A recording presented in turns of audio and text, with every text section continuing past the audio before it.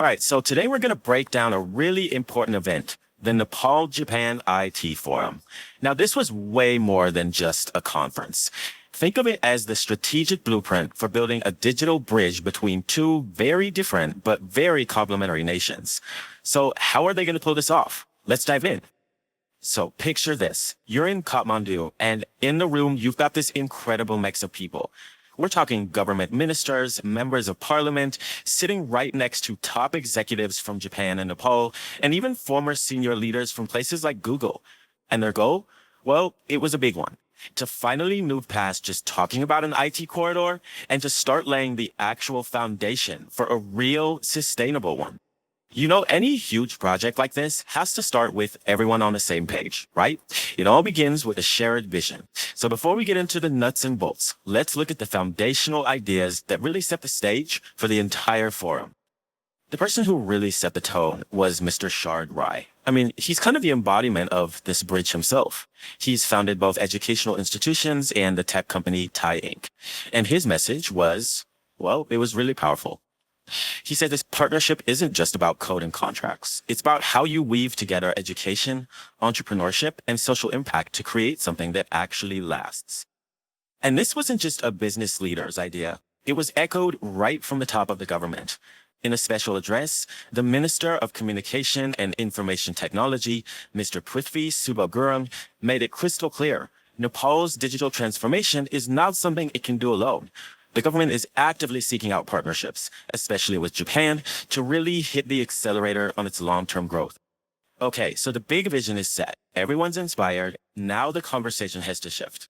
It moves from the why to the how. How do you actually turn all these great ideas into a practical framework for the future? And that shift from a big idea to an actual roadmap, it was perfectly captured by Member of Parliament Mr. Swarnim. His session on Nepal 2030 wasn't about vague aspirations. He really got into the tough stuff, asking, what specific policies do we need? How do we build the exact talent pipeline that's required? This is that crucial moment where high-level vision starts to look like a real plan. So we've heard the policy angle. Now let's switch over to the industry side. Mr. Ahar Lamichahane from Thai Inc. came in and made this really compelling case that now is the perfect time.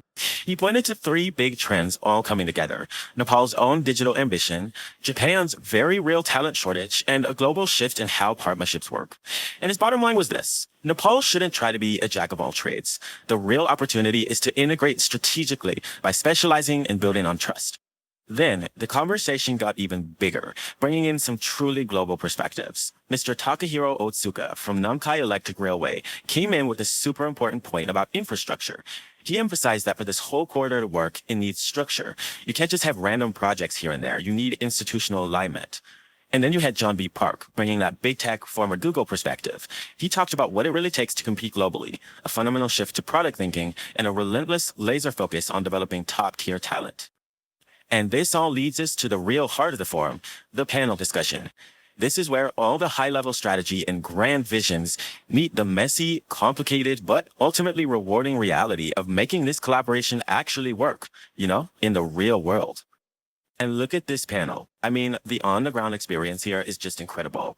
You've got Anish Mamchasta, who's been inside Japanese giants like NEC, Sandeep Dungana, a CEO with serious analytical expertise, and Sagat Casey, a VP at a major Japanese company operating in Nepal. These are the folks who are actually in the trenches making this happen every single day. They didn't waste any time. They jumped right into the hard parts, starting with the operational challenges. And they did not sugarcoat it. They talked about the real friction points. Those tiny communication misunderstandings that can blow up a whole project, or the different expectations around quality, and just the day-to-day complexity of managing teams thousands of miles apart. And that leads perfectly into the next big theme: cultural alignment. And this one is so important. The panel basically said, look, your technical skills don't matter if you can't get the culture right. Real success hinges on bridging those gaps in work styles and, most importantly, investing the time to build genuine trust. That's the absolute bedrock of any long-term partnership between Japan and Nepal. And the third big topic they tackled: talent and innovation. They talked about how you effectively move talented people between the two countries. What are the best ways to keep skills sharp and up to date? And crucially, how do you create an environment for innovation that's a perfect fit for what the sophisticated Japanese market is actually looking for? So, after all that discussion, what are the practical takeaways? Well, four big ones really stood out. First, you've got to have crystal clear communication rules from day one. Second, actually invest money and time in cross-cultural training. Third, don't try to do everything. Focus on delivering specialized, high-quality services. And finally, and maybe most importantly, treat every engagement as a long-term partnership built on trust, not just a short-term project. You know, all of this discussion, especially about trust, it boils down to one huge strategic question that was on every leader's mind. In a business relationship that values personal connection so highly, how do you make that trust grow as your business grows? How do you scale it? And the panel's answer? It was so simple and so powerful. They said, you don't scale trust with shortcuts. You scale it with actions. It's built through the consistent, relentless delivery of quality work. It's built through being radically transparent in your communication, especially when things go wrong. And it's built by proving over and over that you are just as committed to your partner's success as you are to your own. Okay, so after all these incredible talks and deep dives, what's the big picture? Where do we go from here? The final part of the forum was all about pulling these insights together and mapping out the road ahead. Well, the results were real.